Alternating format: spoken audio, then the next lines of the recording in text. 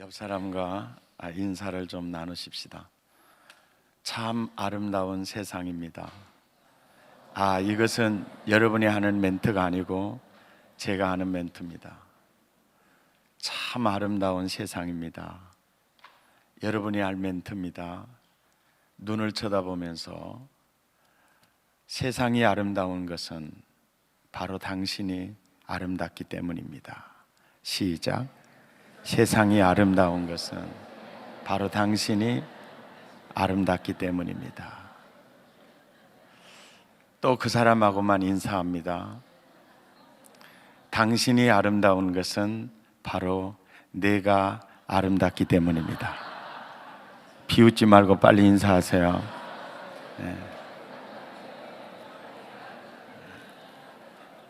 그 사람하고만 또 인사합니다. 내가 아름다운 것은 내 안에 주님이 아름답기 때문입니다.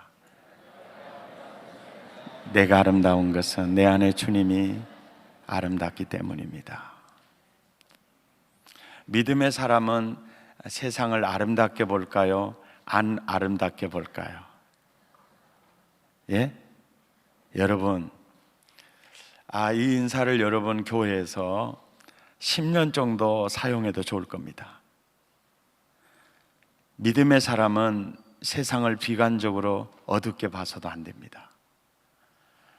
세상이 아름다운 것은 하나님이 세상을 창조하셨기 때문이고 인간을 지으신 이가 하나님이시기 때문에 참 세상을 아름답게 보셔야 합니다. 그리고 세상이 아름다운 것은 당신이 아름답기 때문이고 당신이 아름다운 것은 내가 아름답기 때문이고 내가 아름다운 것은 내 안에 주님이 아름답기 때문입니다. 아멘입니까? 그러면 내가 십자가 앞에 바로 서면 세상은 아름다워지는 겁니다. 아멘이죠? 네. 이번 영성수련의 그 주제가 다시 십자가로 그 주제를 받고 제가 깜짝 놀랐어요. 그리고 저에게 특강을 요청했을 때 생각해 볼 겨를이 없이 너 이 말 가서 전해라. 다시 십자가로 가자고 전해라. 그래서 이번 특강 맡아가지고 너무 쉬웠어요. 무슨 말씀을 전해야 될지 이미 정해져 있어서요. 그런데 여러분, 어젯밤에 십자가 복음을 다시 듣고 전해야 된다. 십자가 복음을 들어야 될 대상은 교회 안에 많다. 들으셨죠? 사실 오늘 낮 특강 시간은요, 더 귀중한 메시지입니다. 왜냐하면 지금 한국 교회는요, 다른 복음과 바른 복음을 구분하는 시각은 어느 정도 가지고 있어요. 그런데 바른 믿음이 뭐고 다른 믿음이 뭔지는 아직도 잡질 못하고 있어요. 그 구분하는 시각을 제대로 가지고 있는 분들 많지 않습니다. 뭐가 바른 믿음인지, 뭐가 다른 믿음인지 그 시각을 갖지를 못하고 있어요. 오늘 본문은요, 산상설교의 결론 부분입니다. 예수님의 산에서 행하시는 한 편의 설교가 마태복음 5장, 6장, 7장 그대로 수록이 됐어요. 산상설교, 예수님의 설교 전문이 그대로 수록된 것은 마태복음 5장에서 7장까지입니다. 그런데 설교학적으로 분류해 보면요, 심령이 가난한 자는 복이 있나니, 애통하는 자는 복이 있나니, 이 복이 있나니, 복이 있나니 헬라어로 마카리오스거든요.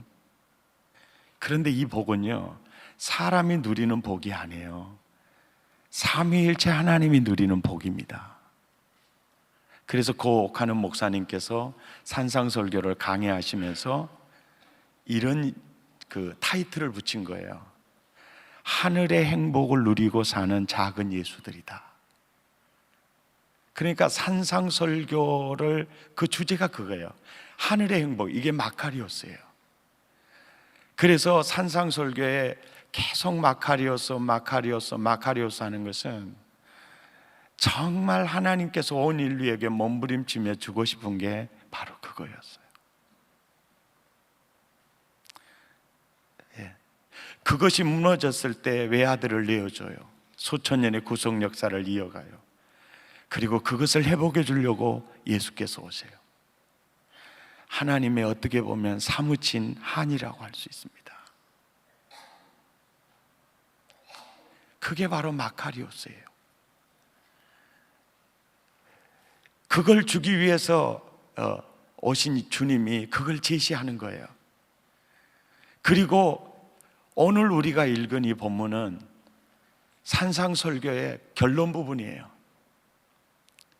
우리가 본론을 말하기 위해서 서론과 결론을 얘기하는 게 아니에요. 우리가 서론을 말하기 위해서 결론을 얘기하는 것도 아닙니다. 우리가 설교할 때 결론을 말하기 위해서 서론과 본론을 전개해요. 그런 측면에서 볼 때 산상설교에서 가장 중요한 부분이 바로 이 부분이에요. 근데 이 부분은요, 되게 싫어해요. 주여 주여 하는 자마다 다 천국에 들어갈 것이 아니요 내 아버지의 뜻대로 행하는 자라야 들어간다. 죄송하지만 성경적인 이 본문을 볼 수 있는 신학이 없으면 이 본문 다루지 못해요. 왜요?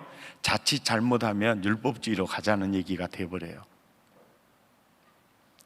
그리고 믿음의 집 반석 위에 지어야 된다. 되게 머리 무거워요.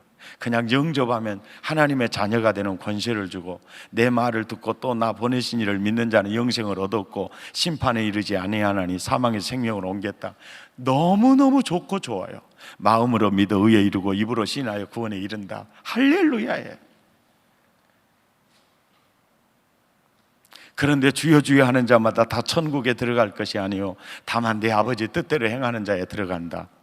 믿음의 집 반석 위에 세워라. 정말 매력 없어요. 산상설교, 강해설교 교회에서 하다가도 이 끝허리 가서는 용도삼이로 빠지는 분들 제가 많이 봤어요. 이 본문을 보는 신학적 시각이 없어요. 그래서 이 산상설교 전문을 놓고 한마디로 말하면 그래요. 나는 너희에게 마카리오스 주고 싶어. 이거 주려고 천지 창조했다. 이거 주려고 내 형상대로 너를 지었다. 그런데 아담과 하와가 이걸 놓쳤어. 이걸 무너졌을 때 나는 여인의 후손을 보내겠다고 약속했다. 이거 주고 싶어서 마카리오스야. 그런데 누가 이 하나님의 나라 마카리오스를 누릴 수 있는 자냐? 예수 제대로 믿는 자여야 한다 그 말이에요. 그래서 믿음의 집 제대로 지어라 그 말이에요. 믿음의 집 제대로 지어라. 다른 믿음 붙들고 있지 말고 유사품에 속지도 말고 짝퉁 믿음 붙들고 있지도 말고 진품 믿음 붙드는 자만이 그 은혜 누릴 수 있다. 그래서 산상설교의 결론은요, 믿음의 집 제대로 지어라 그 말이에요. 이 말은 다른 믿음 붙들고 있지 말고 바른 믿음 붙들고 있어야 된다. 아멘입니까? 바로 그 얘기예요. 저는 내 자신에게 묻는 질문이 있어요. 너 종교인이냐 신앙인이냐? 제가 목사고 교회 개척했고 저도 제자 훈련을 통한 복음적인 교회를 목포에 세워 사랑의 교회처럼 낙후된 도시민에게 양질의 예배와 서비스를, 신앙의 서비스를 제공하기 위해서 내가 교회 개척해야 되겠다는 그림을 가지고 목포의 교회를 개척을 했어요. 남들이 부흥했다고 그러더라고요. 그래서 막 초청하기도 하고 설교도 해요. 그런데 내가 신앙인인가, 내가 종교인인가, 내가 종교놀이하고 있는 종교인은 아닌가, 늘 문득문득 그런 생각이 들어와요. 그래서 내가 내 자신에게 묻는 질문이 그겁니다. 동조, 너 종교인이냐 신앙인이냐? 종교인이 뭐고 신앙인이 뭐고 예수님이 하시는 비유 가운데 알곡이 신앙인이고 쭉정이가 종교인이에요. 그런데 알곡과 쭉정이는요, 공통점은 외형은 신앙인이나 종교인이나 외형은 똑같아요. 그런데 다른 점이 있다면 알맹이가 있으면 알곡이고 알맹이가 없으면 쭉정이가 되는 거예요. 오늘 본문에 예수님이 가장 경계하는 게 뭐냐면 종교인 되면 절대 안 된다. 종교인 되면 큰일 난다. 그래서 전형적인 종교인의 모델이 22절과 23절이에요. 22절 우리 함께 읽죠. 시작. 그날에 많은 사람이 나더러 이르되 주여 주여 우리가 주의 이름으로 선지자 노릇하며 목사 노릇하며 주의 이름으로 귀신을 쫓아내며 주의 이름으로 많은 권능을 행하지 아니하였나이까 하리니. 그러니까 주여 주여예요. 이 주여라는 말은요, 구주가 되셔서 주인이 되셨다는 뜻이에요. 주여라는 말을 확대하면 더마의 신앙 고백이에요. 나의 주 나의 하나님이에요. 한마디로 주여예요. 더 확대하면 주는 그리스도시요 살아계신 하나님의 아들입니다. 한마디로 주여예요. 그것도 더블로예요. 신령하게 해요. 주여 주여예요. 그러니까 난 구원 받았어 확신 가지고 있었죠. 그런데다가 목사, 장로, 집사, 권사예요. 그것도 성부와 성자와 성령의 이름으로 목사 됐어요. 그리고 주의 이름으로 명하니까 귀신이 나가네요. 그리고 또 주의 이름으로 많은 권능이 나타나요. 이 부분을 해석하는데 제일 어려웠어요. 어떻게 구원받지 못한 사람이 귀신이 나갈 수 있을까? 이게 몇 년 동안 풀려지지 않았어요. 빌립보서 2장 9절 10절에 보니까 땅 위에 있는 자들과 땅 아래에 있는 자들과 하늘에 있는 자들은 예수의 이름 앞에 무릎을 꿇어! 명령이 이미 떨어져 있었어요. 그 사람이 무서워서 귀신이 나간 게 아니에요. 예수 이름이 그 일을 해간 거예요. 예수 이름이요. 너 예수 이름으로 명할 때 귀신 나갈 때 그것 가지고 너 진짜냐 가짜냐 믿지 마. 분명히 알아야 돼. 귀신이 나가는 거 보고도 믿지 마. 네가 하나님의 자녀라는 거 확신하지 마. 직분 있는 거 확신하지 마. 주여 주여 신령하게 하는 거 그거 못 믿어. 예수님은 사람 말 못 믿거든. 안 믿더라고요. 베드로가 다 주를 버려도 나는 주를 안 버릴게요. 그러니까 달구새끼 울기 전에 3번이나 부인하고 자빠졌으라 하면서 안 믿더라고요. 비웃는 건 건강에 해롭습니다. 예. 안 믿더라고요. 그러니까 주님이 그래요. 주여 주여 하는 거 보고 믿지 마라. 직분 보고 믿지 마라. 귀신 쫓아낸 거 보고 믿지 마라. 아니 주의 이름으로 많은 권능을 행하고 그것도 믿지 마. 그건 쉬워요. 거짓 그리스도들과 거짓 선지자들이 일어나 할 수만 있으면 표적과 기사로 믿는 자를 미혹하게 될 거다. 그럴 수 있구나. 그런데 우리는요, 대부분 신앙 고백 확실하고 직분 받고 내게 이 귀신이 쫓겨나가고 그러면 난 하나님의 자녀야 굉장한 확신을 갖게 되죠. 그런데 23절 보세요.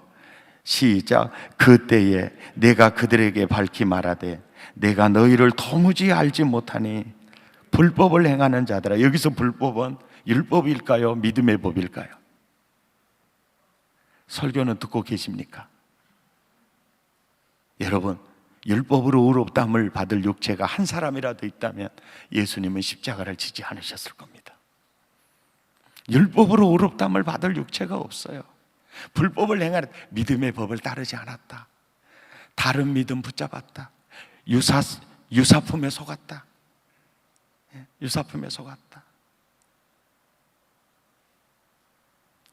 짝퉁 믿음 붙들고 있었다. 그 네 믿음 진품이 아니야. 진품이 아니야.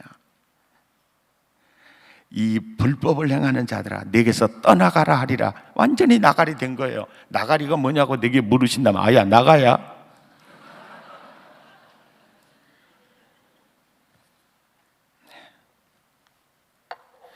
그런데 그런 사람들이 22절 보세요. 그 수가 얼마나 되는지 한번 봐보세요. 안 보이세요? 보이세요? 그날에 많은 사람들이 그런다는 거예요. 이 말하고 예수님이 이런 얘기 하잖아요. 말세에 믿는 자를 보겠느냐. 또 그 얘기를 할 때가 언제냐면은 기도하다가 낙심하지 말지니 그저 기도해, 내가 들어줄게. 그 얘기예요. 강청해서 기도해, 간이 저리도록 기도해, 내가 응답해 줄게. 그러면서 그래요. 말세에 그렇게 역동적으로 기도하는 사람은 많을 거야. 그런데 진짜 믿는 자는 적을 거다. 그러니까 예수님이 십자가 지고 부활하시고 승천하시고 보혜사 성령을 통해서 교회가 세워지고 교회 역사가 100년, 200년, 1000년, 2000년이 흘러가면서 교회가 어떤 모습으로 변질될 걸 보고 있었어요. 라오디게아 교회처럼 예수가 없어요. 사람도 많이 모여요. 재무 구조도 튼튼해요. 그런데 예수님은 문 밖에 있어요. 주님과 아무리 관계가 없어요. 이런 모습으로 교회가 많이, 그걸 주님이 이미 보고 있었어요. 네.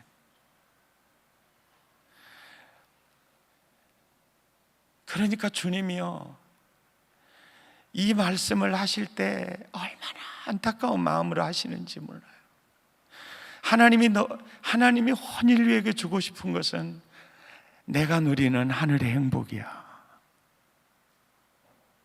누가 그걸 누릴 자냐? 바른 믿음의 사람이 믿으면 영광을 보리라. 아멘입니까? 그런데 그 믿음이 전부 유사품에 속을 거야. 다른 믿음을 쫓을 거야. 바른 믿음을 놓치고 살 거야. 진품 믿음은 놓치고 짝퉁 믿음에 사로잡혀 살 거야. 그러면서 예를 들어주는 거예요. 주여 주여, 내가 주의 이름으로 선지자 노릇했잖아요. 주의 이름으로 귀신 쫓아냈잖아요. 주의 이름으로 많은 권능 행했잖아요. 그 사람들이, 엄청난 사람들이 그렇게 나에게 외칠 거야. 그때 내가 밝히 말하되 난 널 도무지 몰라. 이 불법을 행하는 자들아, 내게서 떠나가! 그런 취급받은 사람이 많아. 믿음의 집 모래 위에 짓지 마. 반석 위에 제대로 지어야 돼. 그것이 오늘 산상설교의 결론의 메시지예요. 무슨 말인지 아시면 아멘 하시기 바랍니다. 할렐루야. 그러면서 주님이 그래요. 네가 바른 믿음의 사람인지 아니면 다른 믿음의 사람인지, 짝퉁 붙들고 있는지 진품 믿음인지 뭘로 아는 줄 아니? 20절, 열매로 알아라. 열매를 보고 알아라. 근데 그 열매가 뭐냐? 그 열매가 21절이에요 시작. 주여 주여 하는 자마다 다 천국에 들어갈 것이 아니요 다만, 아멘입니까? 그러니까 주여 주여 하는 자마다 다 천국에 들어갈 게 아니니까, 주여 주여 하는 것은 관념치 마. 거기에 조금도 그 주여 주여 하는 거에 대해서는 미련 두지 마. 딱 바라보아야 될 것은 내 아버지의 뜻대로 행하는지만 봐.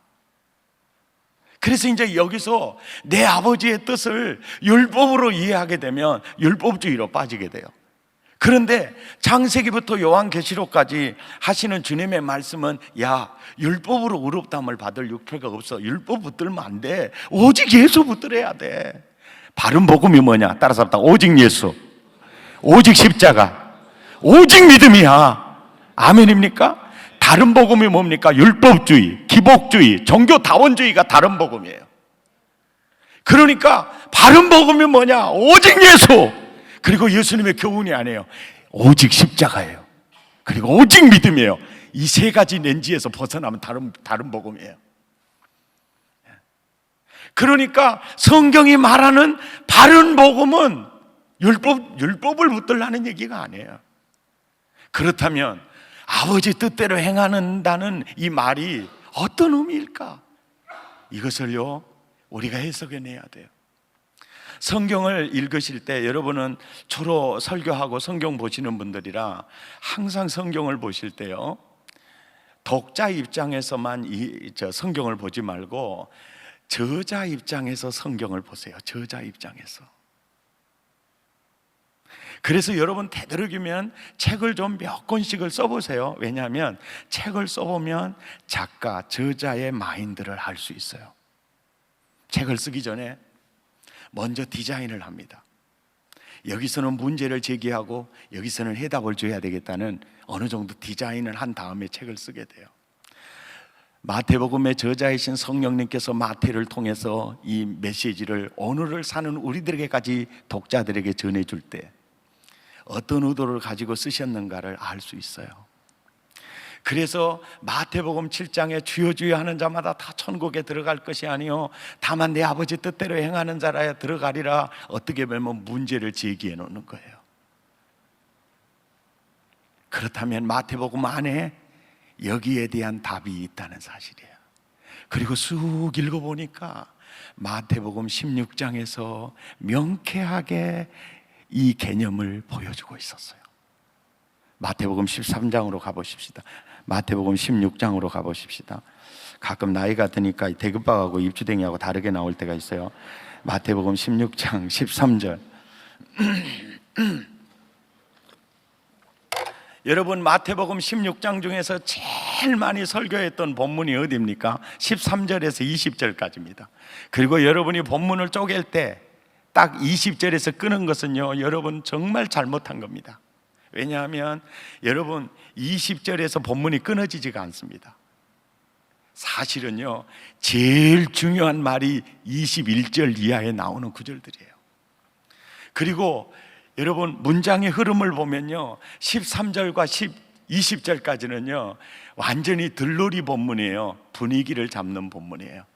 중대한 선언은 21절부터 나와요.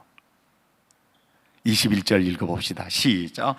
이때로부터 예수 그리스도께서 자기가 예루살렘에 올라가 장로들과 대제사장들과 서기관들에게 많은 고난을 받고 죽임을 당하고 제3일에 살아나야 할 것을 제자들에게 비로소 뭐요?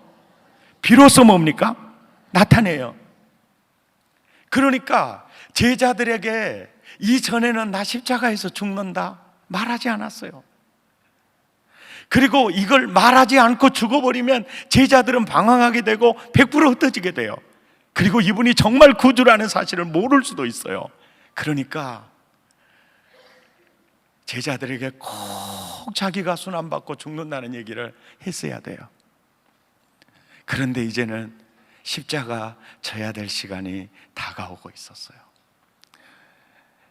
자기에게 인생을 걸고 따라오는 그 제자들에게 내가 예루살렘에 올라가 고난받고 십자가에 죽은 후에 살아날 거야, 제자들에게 비로소 얘기를 할 때가 된 거야. 그래서 예수님 입장에서 이 얘기를 하면 제자들이 충격이 얼마나 클까, 얼마나 충격이 클까. 그래서 분위기를 잡는 거예요. 그래서 들놀이 본문이 나옵니다. 야, 세상 사람이 날 누구라고 하냐? 그러니까 예, 선지자 중에 한 분이라 그래요. 너희는 나를 누구라고 하냐? 예, 주는 그리스도시요 살아계신 하나님의 아들입니다. 바요나 시몬아, 네가 복이 있다. 이를 너에게 알게 하는 이는 혈육이 아니요 하늘에 계신 천부께서 알게 했다. 내가 이 반석 위에 교회 세울게. 그리고 내가 너에게 천국 열쇠 줄게. 땅에서 매면 하늘에서도 매일 것이고 땅에서 풀면 하늘에서도 풀려. 베드로도 붕 뜨고 야고보 요한도 붕 뜨고 모든 제자들이 야, 천국 열쇠 할렐루야.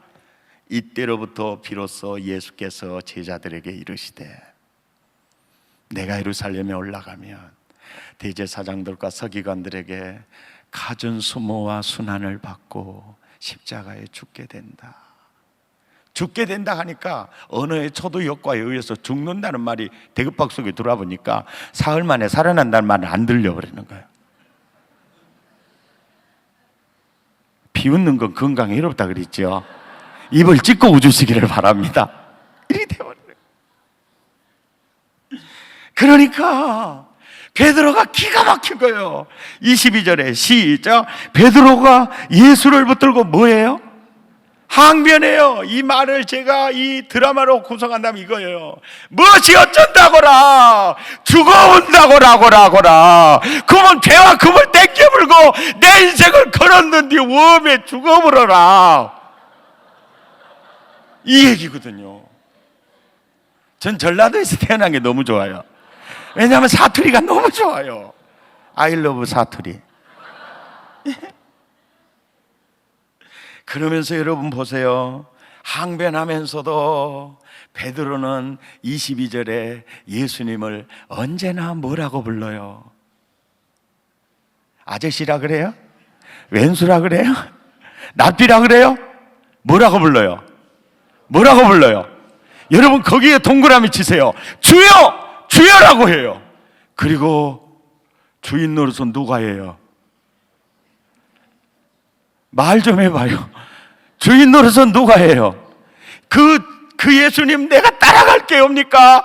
그리 말고 죽지 말아요, 자기 따라오라는 겁니까? 그 주인 노릇을 누가 하죠? 말 좀 해봐요. 말 안 할래요? 주여 해놓고 주인 노릇은 자기가 하죠. 그럴 때요, 천국 열쇠고 나발이고 다 날아갔어요. 23절 보세요. 뭐죠? 개 같은 놈이라 그럽니까? 개 같은 놈은 아무것도 아니에요. 이 마귀 새끼야, 이런 얘기예요. 이 마귀 새끼야. 예? 여러분, 제가 새끼, 이 새끼, 저 새끼에서 죄송합니다만은 이게 가장 정확, 이 마귀 새끼야. 엄청난 책망이에요. 사탄아! 느껴지지 않으니까 내가 거기다 새끼자 붙였으니까 이해하세요. 여러분 교회 가서 하면 안 돼요. 아무나 나같이 하면 안 됩니다. 나는요 특권 낸 사람이에요.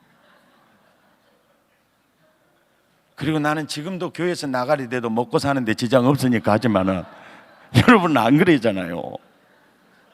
할렐루야. 나는 여러분을 보호해야 될 책임이 있어요. 내가 나가리 되면 여러분이 목에 살려주실지 않나요? 그렇지 않나요? 이해가 되시죠? 아멘입니까? 여기서 이제 보는 거예요. 봐라! 베드로 봐! 베드로 봐! 주여 주여는 하잖아. 그리고 지가 주인 노릇 하잖아. 그렇다면 주여 주여가 의미가 있겠니 없겠니? 입술의 고백이 삶으로 고백되지 않으면 입술의 고백이 의미가 있겠니 없겠니? 지금 베드로는 주여 주여는 하는데 아버지 뜻대로 액션하지는 않잖아요. 이게 사쿠라야, 이게 짝퉁이야. 아멘입니까? 이게 바로 믿음이 아니야. 그러면서 여러분 24절에요, 너무너무 중요한, 여러분 모든 크리스찬들이 인생을 걸어야 될 구절은 마태복음 16장 24절이에요 아멘입니까?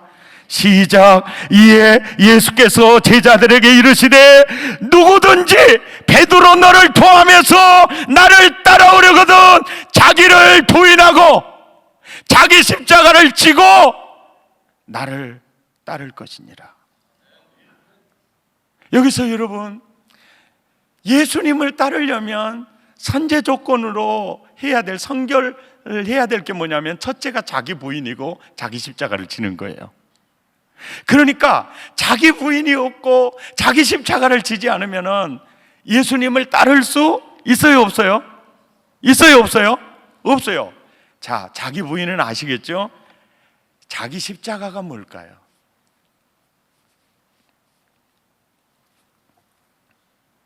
자기 십자가를 지고, 여기서 자기 십자가가 뭘까요? 말 안 할래요? 이렇게 자주 물어보는 목사들은 물을 먹여야 돼요.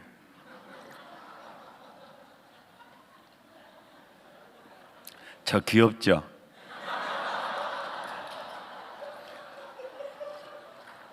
뭐라고 말해도 상관없어요. 이 물맛이 왜 이리 좋은지 여러분은 끝나고 드세요. 자기 십자가를 진다. 저는 오랫동안 예수님이 이 땅에 사명이 십자가 지는 것이었다면 나의 사명은 그리스도의 남은 고난을, 증언자로서의 고난을 내 육체에 채우는 거다. 복음 전하는 거다. 그래서 이것이 나의 십자가고 사명이다. 그래서 자기 십자가를 나는 오래도록 사명으로 이해를 했어요. 그런데 그렇게 이해하면서도 이 해석에 대해서 시원하지가 않았어요. 그런데요, 요즘 철들어서 깨달았어요. 자기를 부인하고 자기 십자가를 지라는 말은 죽으라는 말이었어요. 나와 함께 죽자는 말이었어요. 그 정확한 그 뒷받침은요 25절이에요. 누구든지 제 목숨을 구원하고자 하면 잃을 것이요, 누구든지 예수님을 따르기 위해서 제 목숨을 잃으면 얻게 될 거다.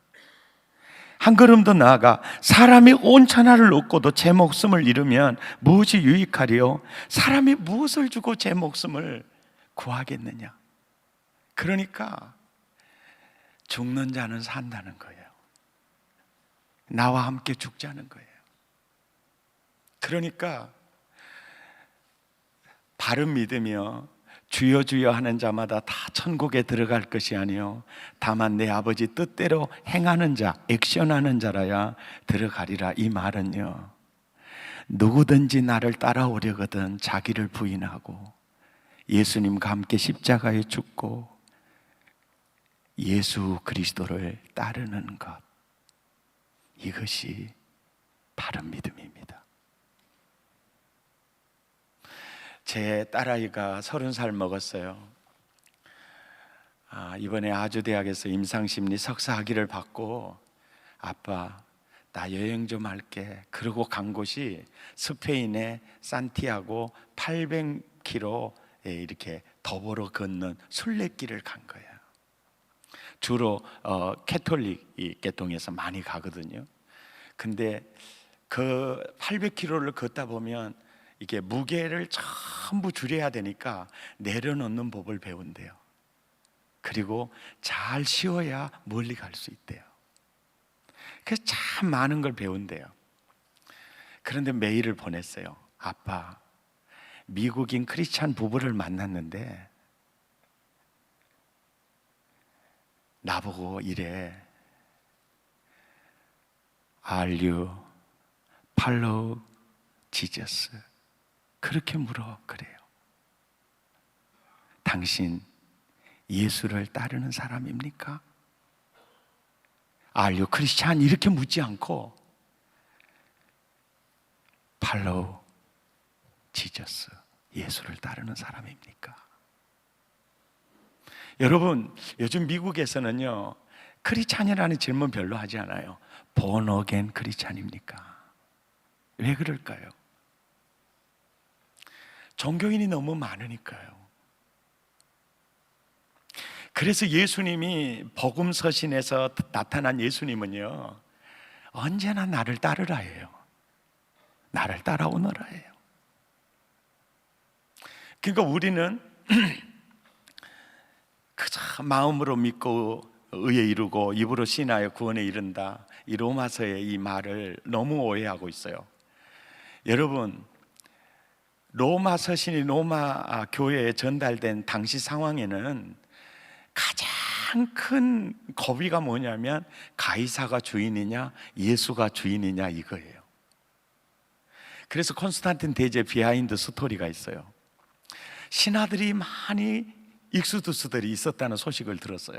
그래서 신하들에게 말합니다.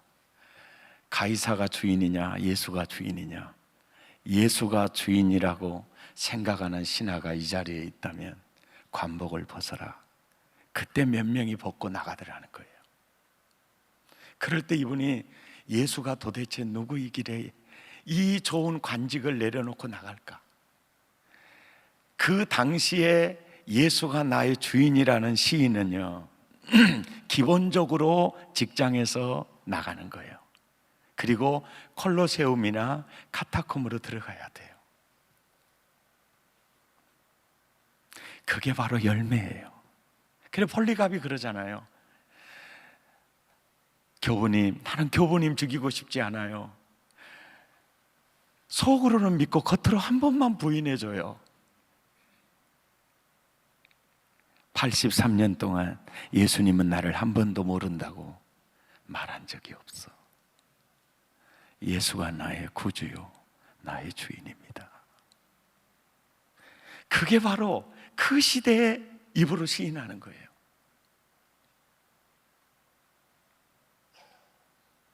아멘입니까? 그게 시인하는 거예요. 그래서 이 믿음에 대한 설명의 산맥을 소개한다면 마태복음 7장 20절과 21절, 그 다음에 그것을 정확하게 디테일하게 드러내 보여주는 본문이 마태복음 16장 바로 21절에서 26절까지예요. 그리고 바울 서신에서는 이 믿음의 개념을 정말 알기 쉽게 우리에게 가르쳐주는 부분이 갈라디아서 2장 20절이에요. 한번 보시기 바랍니다. 갈라디아서 2장 20절.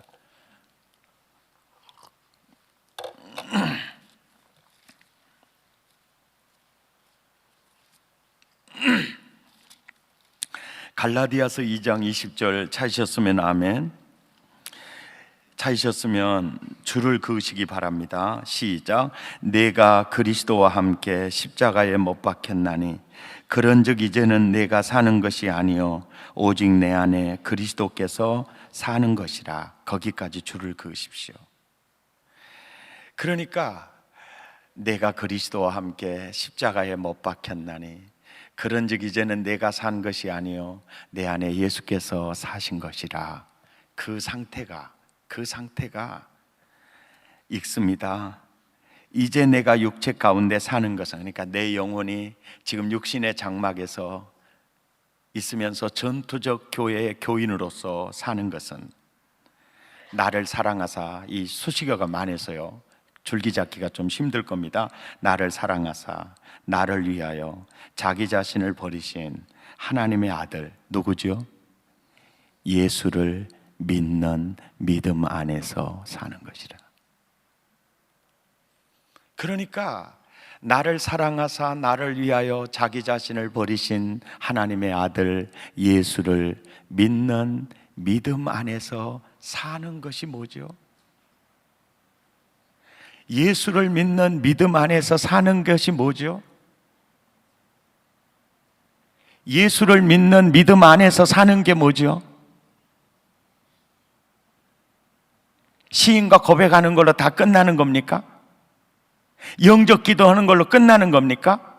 아니에요. 예수를 믿는 믿음 안에서 사는 게 뭐죠? 완전히 십자가 복음으로 예수와 연합이 돼요. 예수 그리스도와 함께 죽고 내 안에 누가 사신 거죠? 예수께서 사는 그 상태가 예수를 믿는 믿음 안에서 사는 거예요. 그러니까 우리는 믿음을 마태복음 16장 24절과 갈라디아서 2장 20절에 믿음을 걸어야 돼요. 아멘입니까? 이렇게 걸어야 돼요. 우리 옆 사람과 인사합시다. 복음 안에 행복이 있습니다. 또 한 번 더 인사합니다. 복음 안에 눈부신 미래가 있습니다. 여러분 진짜 복음 안에 행복이 있어요, 없어요? 있어요, 없어요? 있어요. 복음 안에 눈부신 미래가 있어요, 없어요? 그런데요, 모두가 다 복음 안에 행복, 복음 안에 눈부신 미래 누리는 사람 아니에요.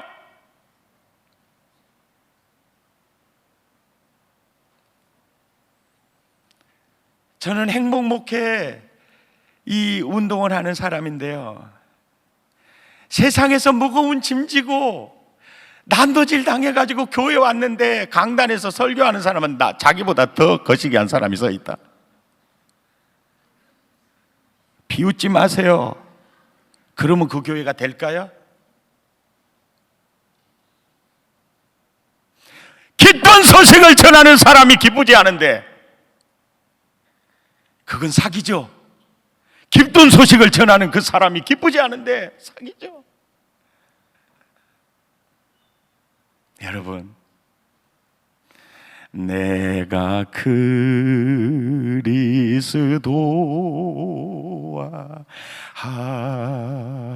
함께 십자가에 못 박혔나니 그런즉 이제 내가 산 것 아니요 오직 내 안에 예수께서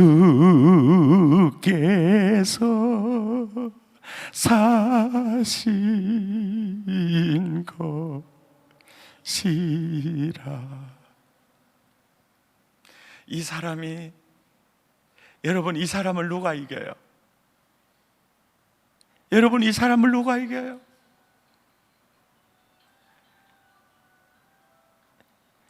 저는 휴대폰 소리가 너무 고맙고 감사해요. 약간 눈에 샷다가 내려올라 그러면 저 소리가 나가지고 왜 누가 휴대폰도 안 꺼놓고 이렇게 참석하고 자빠져 있다냐요 이러면서 또 자기 좋은 건 생각 안 하고 또 휴대폰 소리 한 사람 뭐이라 하면서 그냥 눈이 벌쩍 들린다. 여러분, 항상 휴대폰을 켜놓고 사시기 바랍니다. 우리의 만남은 우연이 아니야. 그것은 섭리였어.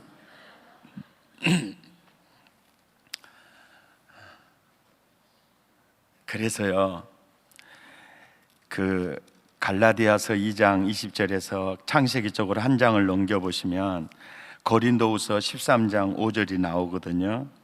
그 13장 5절에 보면 함께 읽죠. 시작. 너희는 믿음 안에 있는가? 너희 자신을 시험해라. 그럴 때, 시험할 때 주여 주여 하는 거 보지 말고, 주의 이름으로 선지자 노릇하는 거 보지 말고, 귀신 쫓아낸 것 가지고 확신하지 말고, 권능 나타난 것 가지고 절대 확신하지 마. 그 시험하는 그 점검표가 뭐냐면 예수 그리스도께서 너희 안에 계시는가를 봐. 그래. 예수 그리스도께서 너희 안에 거하시는 줄을 너희가 점검해 봐. 스스로 그리스도께서 너희 안에 계시는 걸 너희가 느낄 수 없다면 넌 믿음의 사람 아니다, 이 얘기예요. 이해가 되십니까? 아멘입니까? 이해가 되십니까? 이게 넌 믿음의 사람 아니다. 그래서 제가 좀 더 그래서 사실은요, 성령님이 하시는 원본 성령론이 요한복음 14장이거든요. 그래서 그 성령님께서 하시는 가장 중요한 사역은요, 예수님과 나를 시간과 공간을 초월해서 한 몸 만드는 일을 하는 일이 성령님의 가장 중심된 사역이에요. 그러니까 내가 그리스도와 함께 십자가에 못 박혔나니 그런즉 이제는 내가 산 것이 아니요 내 안에 예수께서 사신 것이라, 이렇게 만들어주시는 분이 누구냐면 성령님이세요. 그래서 고린도전서 12장 13절에 보면 유대인이나 헬라인이나 종이나 자유자나 다 한 성령으로 세례를 받아 한 몸이 됐고, 아멘입니까? 그런 상태가 되는 거예요. 네. 그러니까 열매를 보는 거예요. 야, 저분은 진짜 십자가 복음으로 연합이 돼 있고 저분은 예수님이 거하시는 성전이야. 난 저분을 보면 예수님을 느낀다니까. 아멘입니까? 그렇게 느끼는 거예요. 근데 저 목사님은 왜 이렇게 인간적인 냄새가 나는가 몰라. 100% 사쿠라입니다. 저분은 예수님의 냄새가 물씬 나. 이건 진짜 진품이에요. 주님이 그러잖아요. 열매로 그들을 알아라. 열매로 그들을 알아라. 분별력 매우 중요한 거죠. 그래서 이번 영성 수련의 주제가 다시 십자가로 가야 한다. 아멘입니까? 아멘입니까? 다시 십자가로 가야 한다. 그래서 여러분, 요한복음 14장을 한번 가보시면요, 요한복음 14장 12절을 한번 가보시면 아주 우리가 너무너무 좋아하는 말씀이 있어요. 요한복음 14장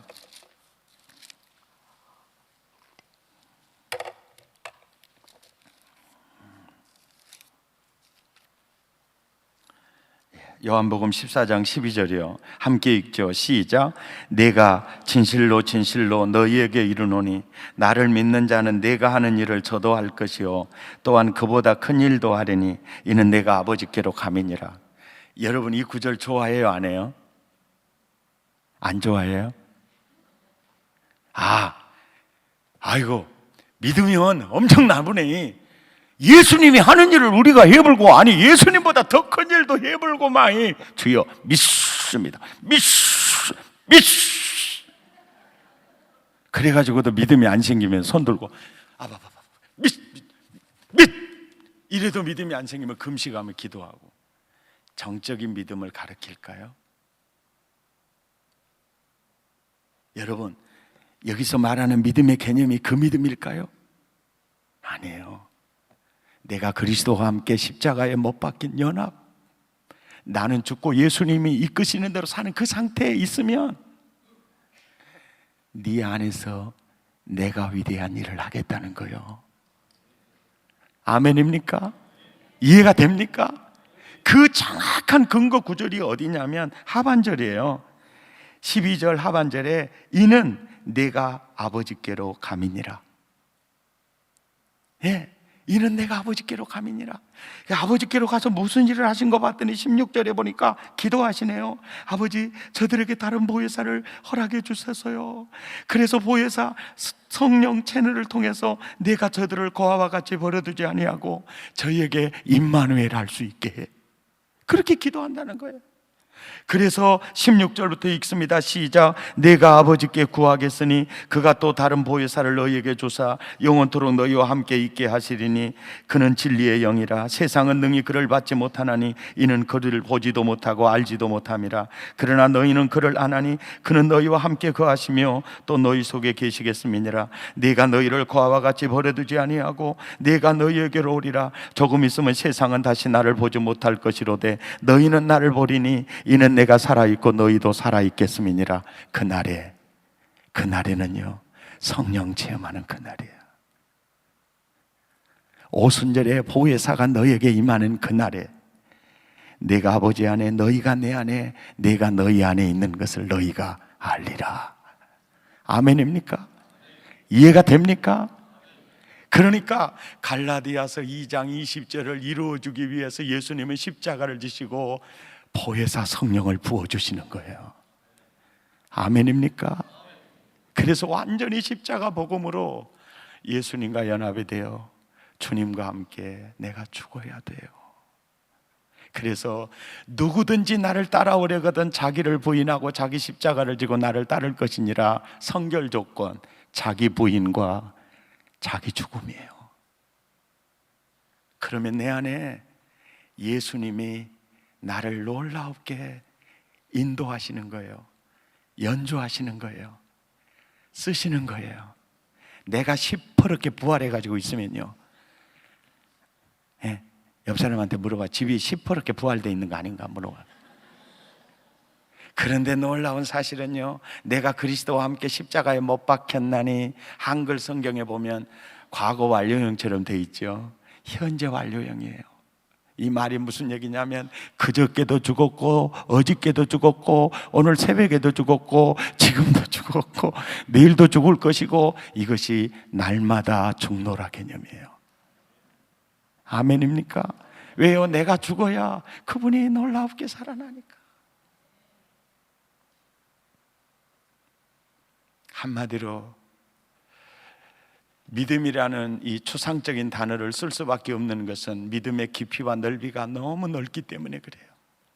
영접하는 믿음, 순종하는 믿음, 사랑하는 믿음, 다양한 믿음의 그런 그 모자이크 조각 같은 것들이 다 모아져서 한 믿음의 놀라운 작품을 형성하는데 그 전체적인 그림은요, 마태복음 16장 24절, 갈라디아서 2장 20절입니다. 한마디로 팔로우예요. 팔로우 지저스. 팔로우 지저스.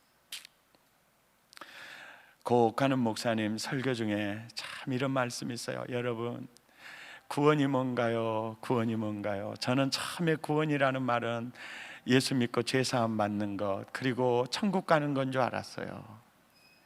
그런데 여러분, 구원이 뭔지 아세요? 구원이 뭔지 아세요? 구원은 하나님처럼 되는 거예요. 구원은 예수님처럼 되는 거예요. 저는 그 말씀을요, 그때는 정말 이해를 못했어요. 제가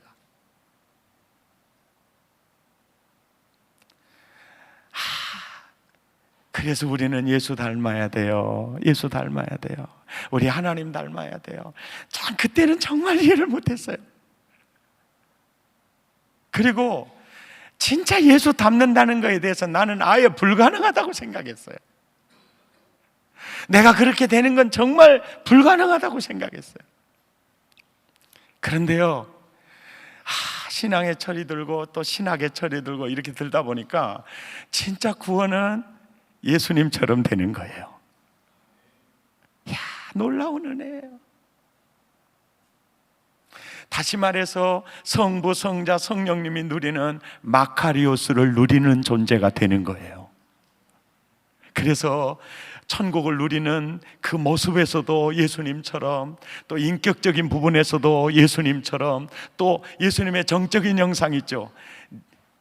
내가 이것을 너희에게 이르면 내 기쁨이 너희 안에 있어 너희 기쁨을 충만케 하려 함이니라. 아멘입니까? 여러분, 성령의 열매 중에요, 사랑과 희락이에요. 희락. 그러니까 성부, 성자, 성령님의 그 감성적인 지수, 정서적인 지수가요, 희락이에요. 희락. 아멘도 안 하시고. 하기야 아멘이 올해는 더위 먹었어요. 더위 먹어. 아멘입니까? 이해가 되십니까? 대단한 거예요. 어떻게 내가 하나님처럼 될 수 있을까? 그건 불가능한 줄 알았어요. 우리는요, 제자훈련 졸업여행을 손양원 목사님 순교자 기념관으로 가거든요. 그래서 그 기념관 모르겠어요, 저 한 30번 가까이 갔을 거예요. 30번 가까이 갔는데 처음에는 그 기념관에 가서 맛을 몰랐어요. 맛을. 근데 나중에 갈 때마다 성령님께서 맛을 알게 하시는데, 참 희한한 것은 한 30번 가까이 가도요, 은혜가 돼요. 은혜가 돼요. 그리고 손양원 목사님 기념관에요, 가이드의 최고의 가이드가 누구냐면 백동조입니다. 비웃지 마세요. 근데 가이드가 거시기 하면요, 당달봉사예요. 맛이 없어요. 그런데 이강일 목사님이라고 그 성상교회 손양원 목사님 뒤를 이어서 기념관 만들고 정말 그 교회 아름답게 세웠던 그 목사님이 몇 달 전에 낙원으로 이민을 가셨어요. 그 성상교회에서는 손양원 목사님 다음으로 그 이강일 목사님을 참 존경해요. 제가 봐도 예수님 동생 같더라고요. 예. 그런데 그 목사님이 이제 그 손양원 목사님이 심호하셨던 이제 그 교회 부임을 하셔가지고 거의 한 30년 정도 심호하신 것 같아요. 그렇게 부임을 하시니까 그 애양원 교회 교인들이 늘 손양원 목사님하고 비교할 거 아니에요. 얼마나 힘들었겠어요. 내가 그 목사님만 봐도 살아있는 게 기적이더라고요. 그러지 않겠어요? 언제나 구관은 명관이고 신관은 거식이잖아요. 그러니까 항상 그 구관의 장점하고 신관의 단점을 비교하잖아요. 그래서 가끔 이제 그 집회 가거나 그러면 부목사님들 얘기하면 내가 항상 그래요. 절대 큰 교회 가려고 하지 마라. 1000명 이상 모이는 교회는 아예 가지 마라. 교회가 개척했든지 기성교회지만 1000명 이상 모이는 교회는 하여간 목회 달인 고수들 다 지나간 자리다. 김달인도 지나가고 박달인도 지나가고 이달인도 다 지나갔다. 어떤 달인은 새벽 2시 반에 나와서 자빠져가지고 기도한다.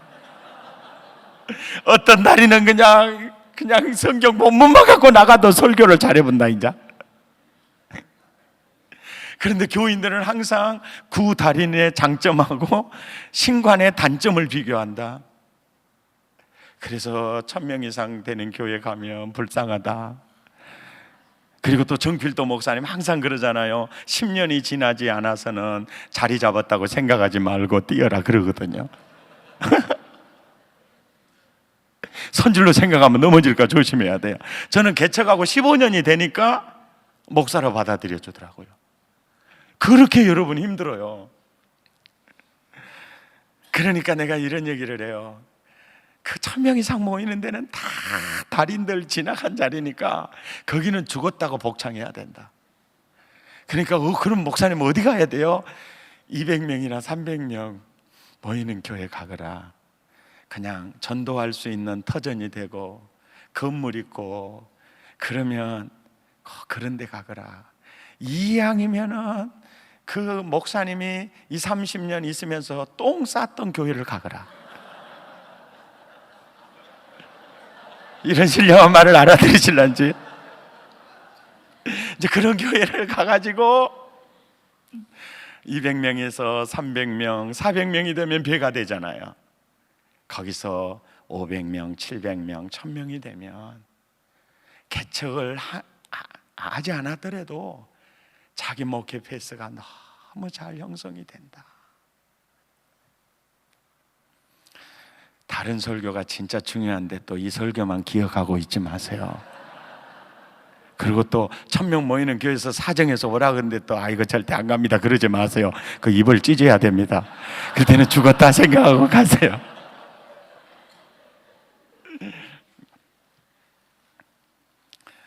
그런데 이제 그 목사님이요, 그 목회 별이죠, 별. 그 뒤에 들어가서 30년 동안 계시면서 손양원 목사님 다음으로 훌륭한 목사님입니다 인정을 받았어요. 근데 그 목사님이 정말 제가 봐도 예수님 동생이었어요. 그런데 그 목사님이 부임해가지고 나도 어떻게 손양원 목사님과 같은 목사님이 될 수 있을까? 그래서 묻는 거예요. 권사님, 손 목사님은 어땠어요? 장로님, 손 목사님은 어떤 분이셨어요? 그럼 묻는 거예요. 그럴 때 이제 그 교인들이 그런 얘기를 해요. 처음에 전도사로 부임해가지고 카탁하면 금식 기도하고 일주일씩 금식하는데 카탁하면 금식해요. 그래서 저희들은 우리 손전도사님도 나병에 걸렸나 보다. 그래서 저렇게 울고 기도하나 보다. 그러면 금식하면서 막 그렇게 기도한대요. 그래서 하루는 손전도사님, 전도사님도 저희들 때문에 저희들과 같은 병 드셨어요. 그렇게 물어보면 차라리 그렇게 병 들었으면 좋겠어요. 차라리 그렇게 병 들었으면 좋겠어요. 그러면 왜 그렇게 울어요? 기도의 제목이 도대체 뭐예요? 그러면 딱 그런 거예요. 내가 살아 있었어요. 내가 살아 있었어. 예. 내가 살아 있었어. 그리고 이제 왜 그런고 이렇게 봤더니 당시에는 부흥회를 가면은 한 달 만에 돌아왔어요. 그런데 요즘같이 사례비도 많이 준 때도 아니고 또 사례비 받아도 그분이 오는 길에 또 다 죽어 불고, 그리고 내력 없는 아들 죽인 이 왼수 양자 삼아가지고 처음에는 데리고 다니더니 나중에는 쑥덕쑥덕 한다고 집에 놔두고 가니까 사모님 입장에서 내 아들 죽인 왼수와 밥을 차려서 한식당에서 밥을 먹으니까 그 사모님이 얼마나 힘들었겠어요. 한 달 만에 들어오신 또 그 손목사님은 그저 사모님하고 오손도손 이게 있었겠어요? 없죠. 그저 한 달 동안 못 돌보는 환자들 돌보니나 정신없고 지치고, 그리고 또 생활비 어렵고, 또 이 왼수 양자 삼아서 자기나 자기 믿음이나 좋을 망정이 얼마나 힘들었겠어요, 사모님이요. 그러다 보니까 사모님 말이 잘 나갔을 것 같아요, 잘못 나갔을 것 같아요? 천사의 혓바닥 같았겠어요, 독사의 혓바닥 같았겠어요? 말 좀 해봐요. 그러니까 다 죽은 줄 알았던 자기가 살아나더라는 거야. 그러면 또 일주일 금식하면서 이렇게 자기를 죽인 거예요. 그러니까 날마다 죽노라. 이게 자기를 죽이는 거예요. 그래서 그 목사님이, 권사님, 선양훈 목사님을 보면 꼭 어떤 느낌을 받으셨어요? 그럼 물어보면 어린아이 같았어요. 얼마나 순수한지. 완전 무균질 있잖아요. 어린아이 같았어요. 장로님이 보실 때는 손 목사님이 어땠어요? 예수님 같았어요. 손 목사님 앞에 있으면 내가 예수님 앞에 있는 것 같았어요.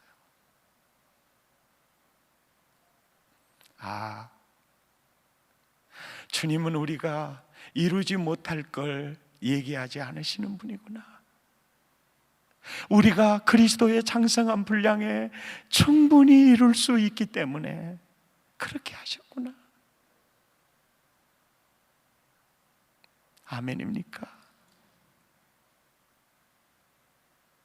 그래서 이강일 목사님도 나도 정말 그 훌륭한 목사님 닮아서 누군가 나를 보면 이강일 목사님은 참 어린아이 같아. 근데 진짜 그분이요, 때묻지 않은 어린아이였어요.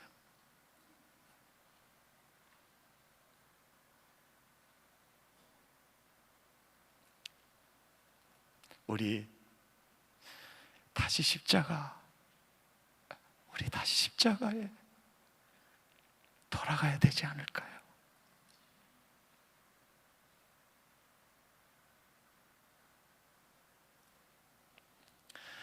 예수님께서 복음을 전하실 때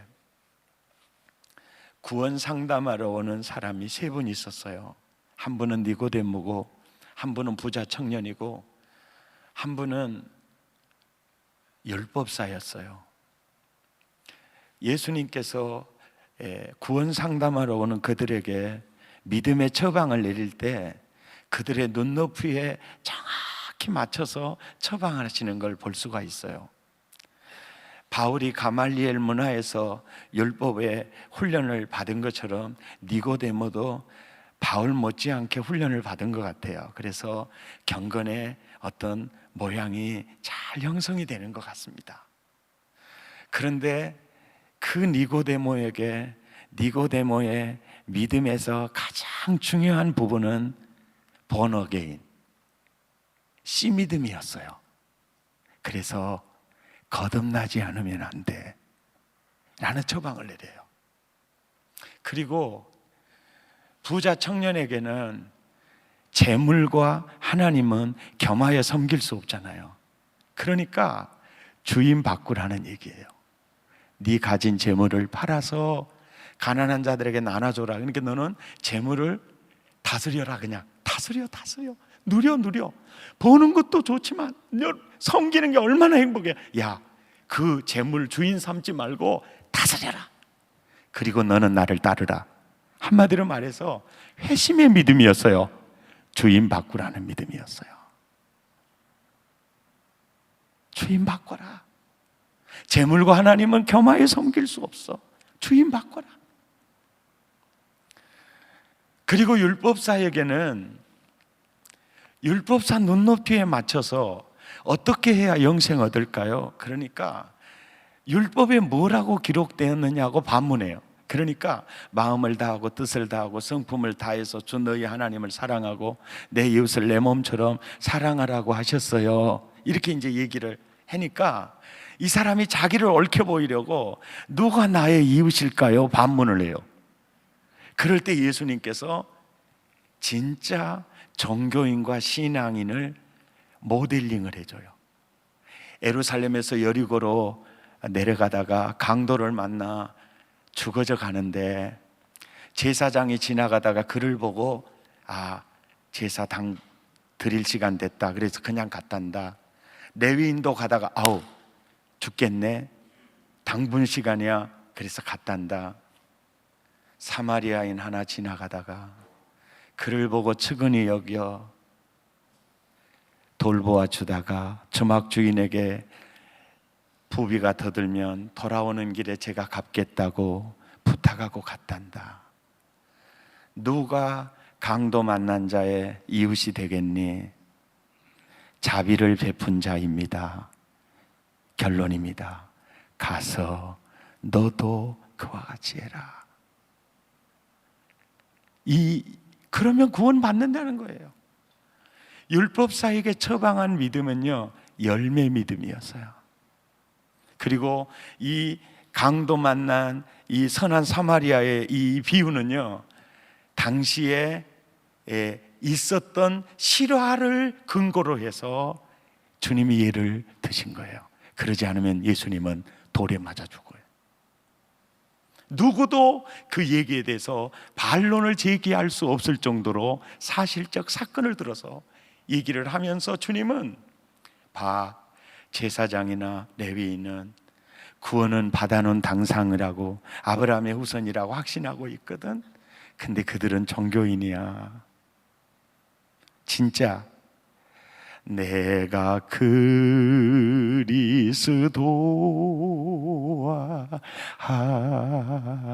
함께 십자가에 못 박혔나니 그런즉 이제 내가 산 것 아니요 오직 내 안에 예수께서 사신 것이라.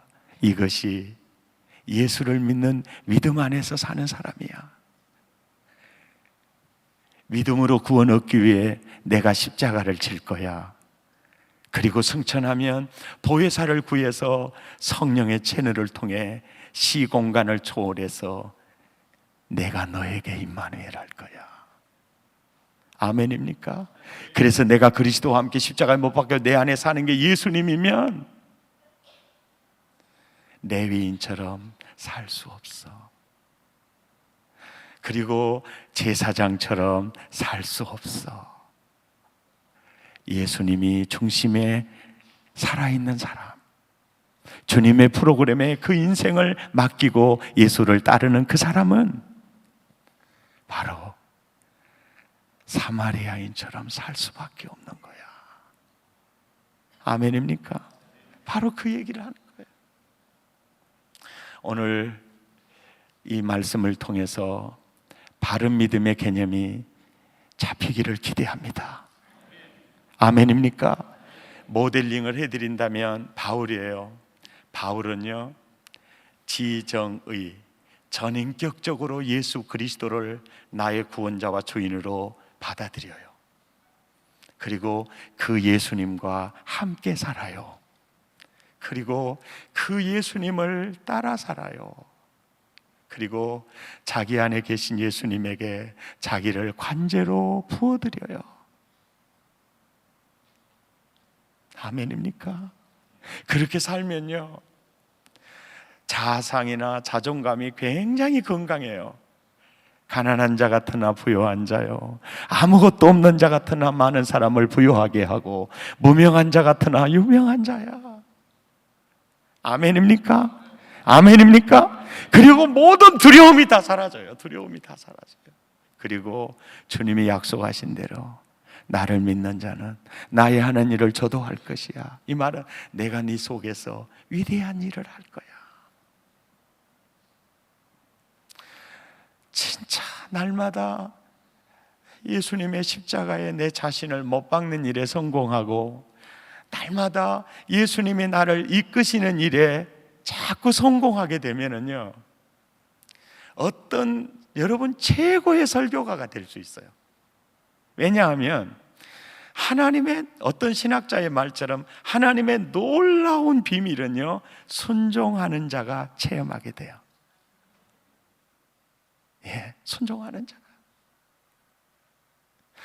언제나 어떤 사건에서나 나는 죽고 주님이 어떻게 이끄시는지. 아멘입니까? 어떻게 나를 주님이 이끄시는지. 그래서 사실은 예수를 믿는다는 것은요, 자기를 부인하고 자기 십자가 지고 예수 따르는 거잖아요. 그러니까 예수 그리스도의 프로그램에 자기를 올인하는 거예요. 근데 올인하는 척도 안 하잖아요.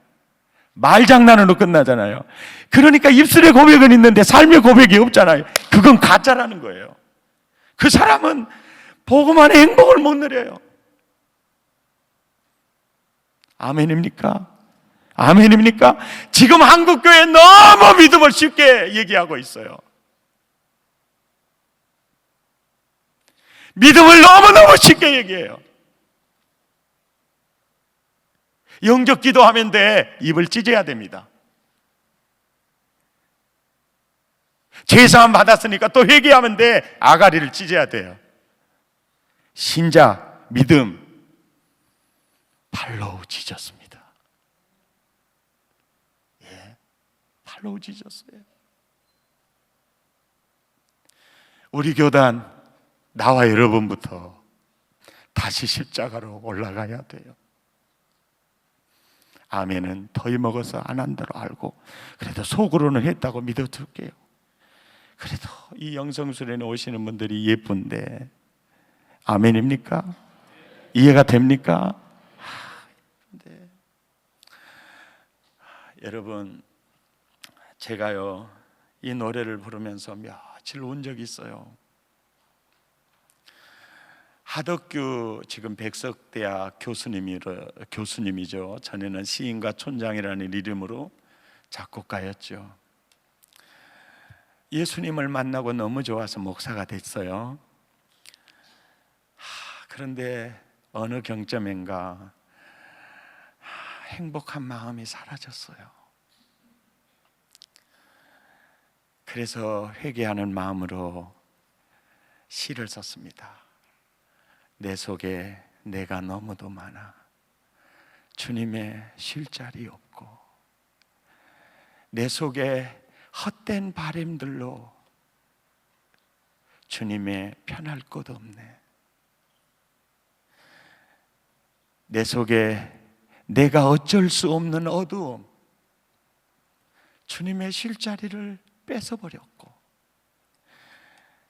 내가 이길 수 없는 슬픔, 무성한 가시나무 숲을 이루고 있네. 누군가가 나에게, 어린 새들이 나에게 쉴 곳을 찾아 날아왔는데, 바람만 불면 내 내면의 가시나무 숲은 서로 부대끼며 울어대면서 어린 새들도 가시에 찔려 날아가고, 바람만 불면 외롭고 또 괴로워 슬픈 날이 많았었는데, 왜요? 내 속에 내가 너무도 많아서 주님의 쉴 곳 없네. 한번 뽑아볼까요? 뽑아볼까요?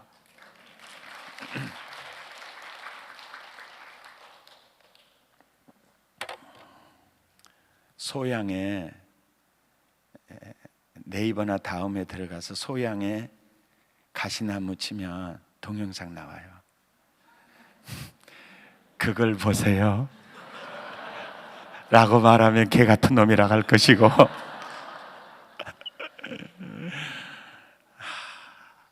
내가요 한 며칠 울었어요. 내 속에 내가 너무도 많아 주님의 쉴 곳 없네. 내 속에 헛된 바램들로 주님의 편할 곳 없네. 내 속에 내가 어쩔 수 없는 어둠 주님의 쉴 자리를 뺏고 내 속에 내가 이길 수 없는 슬픔 무성한 가시나무 숲 같네. 바람만 불면 금의 마른 가지 서로 부대끼며 울어대고 쉴 곳을 찾아 지쳐 날아오. 어린 새들도 가시에 찔려 날아가고 바람만 불면 외롭고 또 괴로워 슬픈 노래를 부르는 날이 많았는데 내 속에 내가 너무도 많아서 주님의 쉴 곳 없네. 혹시 이 노래를 부르면서 이 노래가 꼭 내 노래만 같았어요.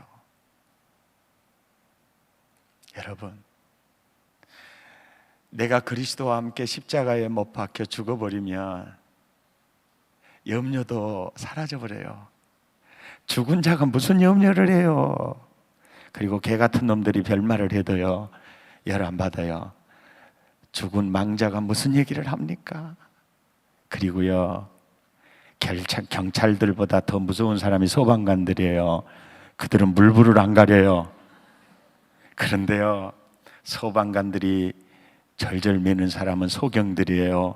눈에 보이는 게 없어요. 그런데 소경들보다 더 무서운 사람은요 할머니 할아버지들 나 인생 다 살았어. 무서운 사람들이에요. 아멘입니까?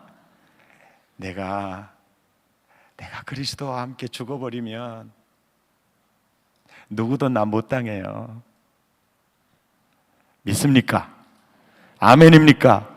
그리고요 철저하게 자기를 부인하고 예수님과 함께 죽고 따르는 게 믿음이거든요. 예수 따르는 게 믿음이에요. 그래서 예수님의 식을 따라 많이 살아보면 하나님의 비밀을 많이 알게 되고요 내가 가본 길, 내가 체험한 진리를 전하기 때문에 탁월한 설교가가 돼요. 리포트형 설교는 힘이 없어요. 그런데 내가 만난 말씀, 내가 나를 통해 경험된 진리, 그 설교처럼 파워풀한 설교 없어요. 아멘입니까? 아멘입니까? 우리 모두 십자가로 올라가십시다. 내가 죽으면 됩니다. 아멘. 세상이 아름다운 것은 당신이 아름답기 때문이고 당신이 아름다운 것은 내가 아름답기 때문이고 내가 아름다운 것은 내 안에 주님이 아름답기 때문에. 그런데요 내가 시토롭게 살아있으면요 하나도 안 아름답습니다. 옆 사람은 눈을 쳐다보면서 집이는 어쩌냐고 물어봐요. 여러분 우리는 모두 작은 예수가 되어야 할 줄 믿습니다. 할렐루야. 아멘입니까? 우리는 정말 좋은 선배 목사님들을 통해서 좋은 신앙을 이어받은 사람들이에요. 우리는 개성 발전시켜서 한국교회를 살려야 합니다. 교단도 살려야 합니다. 바른 믿음이 뭐고 다른 믿음이 모르는 그 혼돈된 이 시대에 우리가 바로 세워가야 합니다. 승리하십시다. 할렐루야.